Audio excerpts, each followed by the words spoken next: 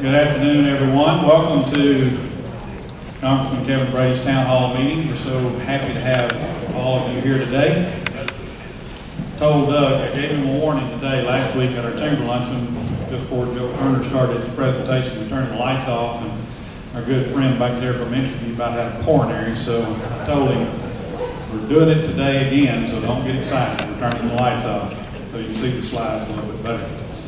We are indeed pleased to welcome our friend, U.S. Congressman Kevin Brady, representing the 8th District of Texas for the last 16 years.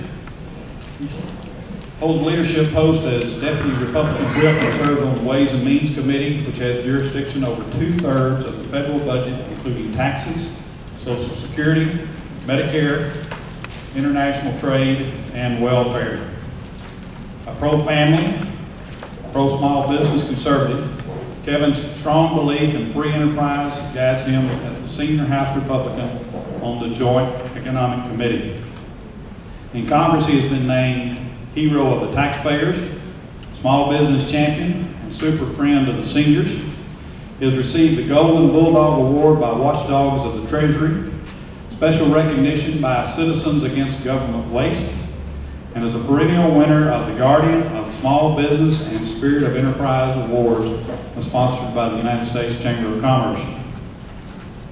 He is also a heck of a softball player, and just about without fail is the MVP every year in the congressional softball game.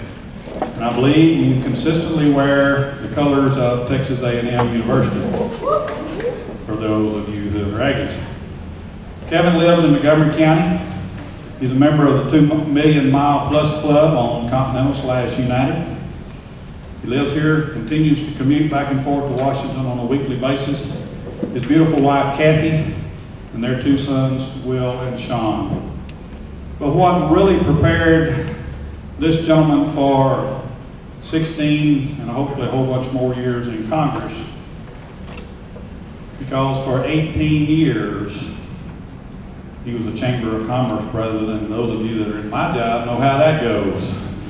So he's used to dealing with good people, challenging circumstances, and working on things that can go back and make a difference in hometowns and small communities and big communities. Please welcome our friend, Kevin Brady.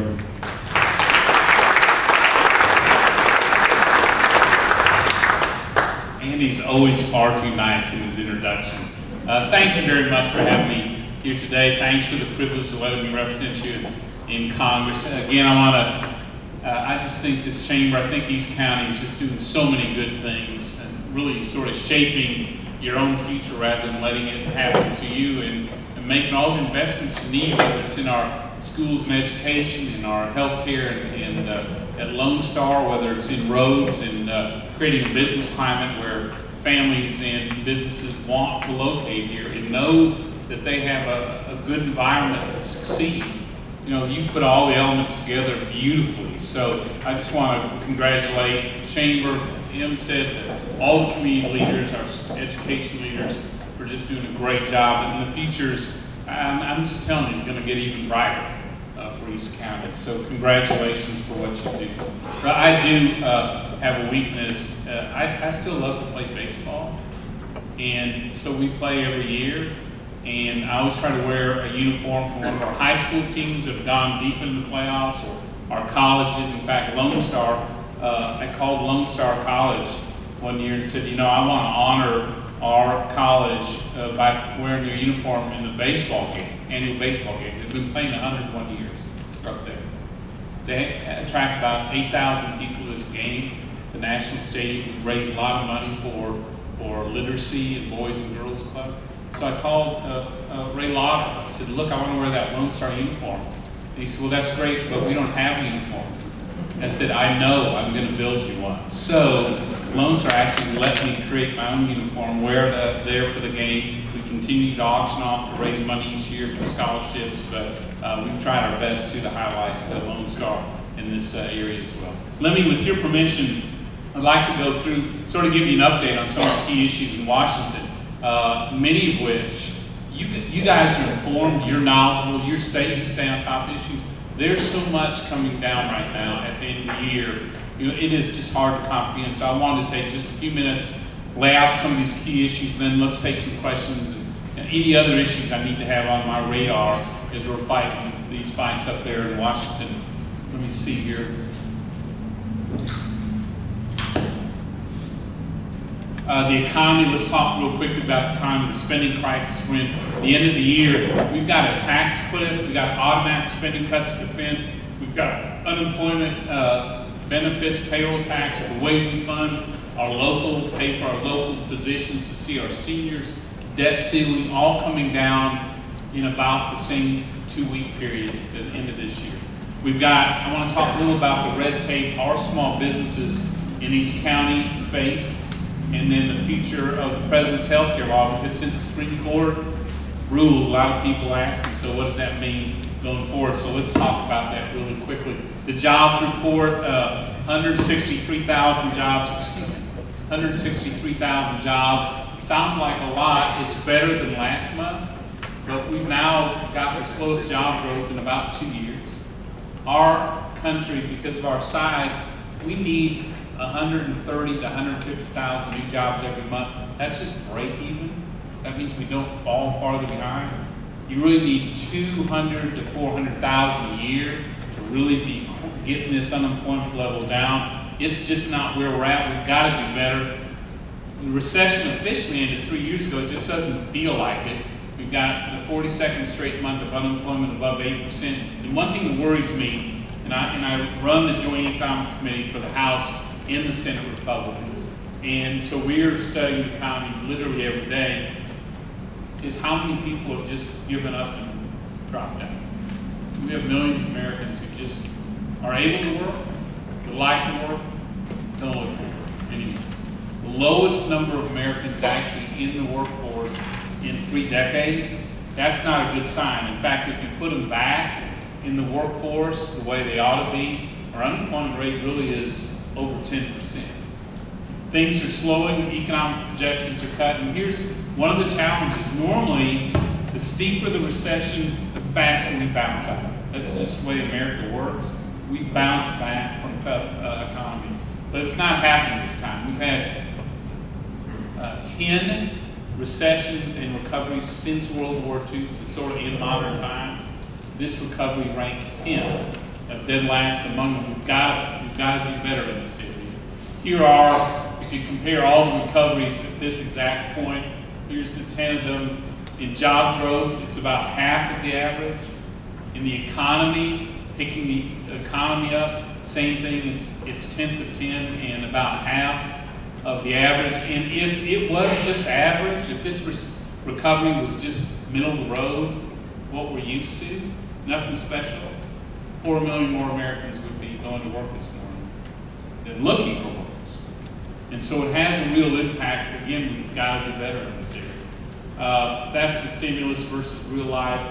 I'm not a fan of the stimulus. Here's our spending crisis. You've seen this chart because I've used it before with you. We updated it, and unfortunately it looks a lot like it did before. The green is the revenue that we generate, income we generate for the government. The red is our spending. As you can tell, we're right here. The economy at some point is going to pick back up. We'll generate back the revenue we used to, but as you can tell, you can't tax your way back to a balanced budget. I mean, we literally could double everyone's taxes in this room and in America, still run a deficit. We've got to get spending under control in a big way, because all that's going to come crashing down on our kids and grandkids. Here is, both parties are guilty. Republicans, I was in Congress, President Bush had deficits during those years. Here are the new, including the President's new budget. This is their chart with the Congressional Budget Office as well. Here are the deficits, and it's just exploding going forward. In the next 3 weeks, I will predict that America will hit the $16 trillion mark in debt. That's not just a number, that's a number that was unimaginable just a few years ago.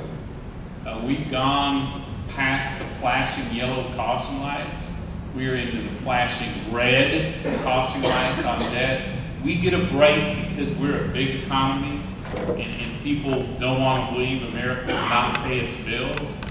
But at some point, as we've seen in Greece, we've seen in other countries, when investors lose confidence in a country, things go bad quickly. And so we are way into the red lights here. We've got to get major control of our spending. At the end of the year, we got this tax cliff, they call it, but it really is unprecedented. And I serve on the Ways and Means Committee, so we do all the tax things. This has never happened before, where we have so many key parts of our tax code that all go away at the same time. Some of them have already gone away. As a matter of fact, right here, the research and development tax credit, really important in our region for energy companies, for healthcare companies, others like that, has already expired. The state and local sales tax that I'm in charge of saves us Texas taxpayers about $1.2 billion a year. We don't have to send to Washington. All that's already expired. At the end of the year, we've got all the tax relief, all brackets, all rates expired.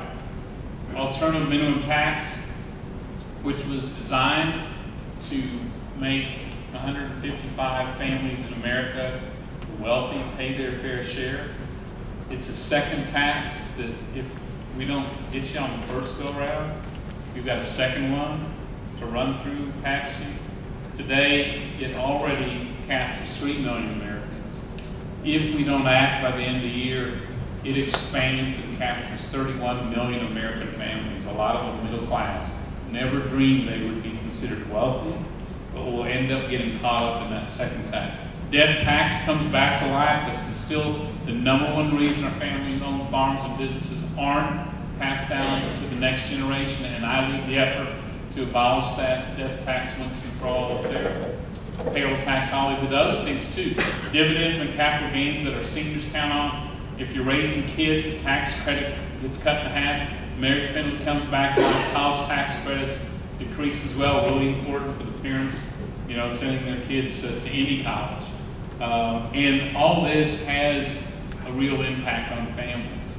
One of the challenges we've had in the House is we have tried to highlight the impact of these tax hikes and put together an initiative just called Stop the Tax Hikes to try to get people more involved and more aware of the impact on you. And in fact, we passed a bill that Ways and Means my committee developed that not only stops all the tax hikes, and we passed out of the House last week, but also reforms the tax code, lowers the rates, makes us more competitive with the rest of the world again. And we set a date next year to force Congress to actually have an up or down vote on tax reform. We're hopeful we can do it. But here's the impact. Average tax increase, if we don't act, by the end of the year, average tax increase for my constituents, for you, is $3,648 for every person. It gets more specific. For baby boomers, the tax increase is a little over $3,000. For young people, I mean, most people think maybe just the wealthy are going to get hit with tax increases, but young people, about $1,000 less than their pocketbook. Low-income workers get hit as well. And then retirees, that number is $1,700, but in our district, you know, we have a lot of retirees who, you know, besides Social Security, you know, they're getting almost pretty small interest rate on their CDs because there's low interest rates. So dividends and capital gains is a big part of what they live on. And so in our district, I think the average tax increase is going to be much higher on our seniors and retirees who count on that. And it makes no sense under for example, the President's proposal is to double and in some cases triple dividend and capital gains taxes. But for seniors, that's what they live on. This is important stuff. There's an impact not just on families, but on the economy as well. 4 weeks ago, the National Federation of Independent Business asked me to join them to unveil a new report they had done by Ernst & Young consulting group. and we basically took a look at the President's proposed to raise taxes on higher income workers, the wealthy. But in fact, many people who pay taxes at that level are small business owners who file not as corporations but as individuals. So Ernst & Young did a study, pointed out that it has a big impact on the economy when you take more money away from businesses on Main Street. The jobs lost in America, if that tax hike occurs, 700,000. The jobs lost in Texas alone, we bear a big brunt, 57,000 workers that don't have a job, go to unemployment. A million business owners roughly hit with these higher taxes. And what's interesting is not only does investment fall, not only does the economy shrink, because numbers are off a little, but the average worker sees less in their paycheck as well, because the economy slows. My belief, having worked, as Andy said, in the Chamber of Commerce, helping start small businesses, helping them grow, helping them recruit companies to your community, helping build a good business environment, is that small businesses right now are looking at all these taxes, tax hikes on them. They're looking at all the red tape coming from Washington these days. They're looking at the impact of the President's health care law. They're not hiring right now. In fact, a lot of them are trying to figure out, how long do they hold on until they make these key decisions. So some of them may be shooting at the wealthy, but they're hitting small businesses and middle-income families, in my opinion. Automatic spending cuts at the end of the year. You may remember during the debt ceiling vote, we cut $2 trillion out of the budget, but it was meant to be an incentive, Commissioner, for that deficit committee to actually do long-term savings to get our financial house in order. They didn't. And so these automatic spending cuts take place January 1st, excuse me. A good part of those cuts land on our military. By the best estimates we've got, we will separate from service about 100,000 soldiers, sailors, Marines, and airmen who have decided to make the military their career and will be ending their service. It would leave us, according to Defense Secretary Leon Panetta, the President's Defense Secretary, the smallest ground force since 1940, the smallest number of ships since 1950, the smallest tactical fighter force in the history of Air Force. There's a big impact on our state as well, because Texas, no state sends as many young men and women who volunteer to protect us than Texas. We have a lot of bases, and then we have a lot of companies that build the technology and the weapons and equipment for our soldiers and sailors. So the impact on our state is huge. The range is, if we hollow out the defense, Texas jobs lost, the range is between 125,000 and 160,000 jobs just in our state alone. And the point I want to make here, 2 points. One, I think the Pentagon wastes money, especially the way they buy things, technology, weaponry, all that frame. We've got a room like this full of studies that show us where they waste our money. So I introduced legislation to cut procurement, force them to be more efficient. We left the troops, we left the support of the troops alone. This doesn't do it. And so the second point I want to make is that the decisions we make today have a real impact in the future. When Vice President Cheney, he met with us a couple weeks ago, and when he was Defense Secretary, we had the first Gulf War, won it pretty handily. We had the right technology, we had the right soldiers, we had the right strategy. He said his first phone call were to thank the Reagan administration for making the right decisions on the right armed services, the right weapons, the right technology that allowed them to win a battle 10 to 15 years later. His point to us was that we don't know exactly what the next threat will be to our country. There will be one, but they're going to fight that battle with the decisions we make today. So you got to get them right today, and I think this is the wrong approach on it. The House has acted. We voted to substitute savings, even bigger savings than the cuts to the military, even bigger than that, but take it out of programs that waste money. For example, our government sends $7.5 billion of checks, your tax dollars, to people who claim the child tax credit. They're not here legally. Their kids don't exist, and if they do exist, some of them don't even live in the United States. $7.5 billion of fraud. We need to, one, the House already acted to close that loophole. Senate has not yet. But my point is, isn't that where we ought to be saving money rather than in the military and in national defense?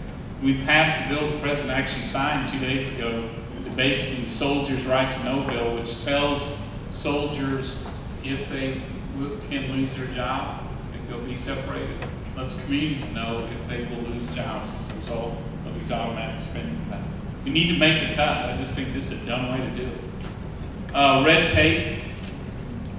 One of the frustrations of our businesses is trying to explain to lawmakers who've never been in business how much regulation you have to deal with each day.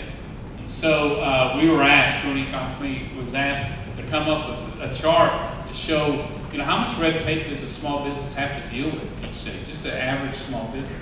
This is the chart we came up with. And this isn't even half of it.